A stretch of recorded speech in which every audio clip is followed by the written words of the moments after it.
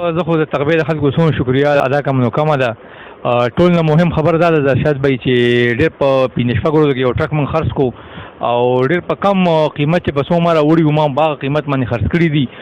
ما کپنې ته هم دا خبره کړې چې بھائی ډېر په ښه ریټ باندې موږ تاسو دلته خرڅ کړل او کوشش به دا وي چې موږ د هغې نه نور ډسکاونټ هم راوالو چې تقوی کې دا کم ګران پروشي ده د تیلو د غوړو په مت کې چې په دې کې لږ کمې راشي او دا ریټ لږ ښکته راشي. نو زما د غونډو عوامو نه دا توقعات دي او دا دغه اوس اپیل ورته کومه چې غوړي موږ ته اوس دا یو شپږ دانې پاتې دي او دا به ماښام یا سبا ختم شي انشاءالله. سبا بل سبا زموږ بل ټرک را روان دی هغې ته مې انلاین وله کړی دی. غوړي تیل هر قسمه حبیب کوکنګ آیل چې کوم دي هغه به غونډ راشي تیل غوړي او په ډسکاونټ پرایس باندې د ټوریسټونو هم تاسو ته ارزان ملاویږي. دلته په تقوی پولیس مارکیټ تاسو ته ملاویږي راتلی شئ 24 غنټې ریټ هم چک کولی شئ ورسره بیا د هغې چې کوم لیټر دغه دی هم نه کولی شو خیر دی هم چک کولی شئ په لیټر بوتل کې واچوئ چک یې کوئ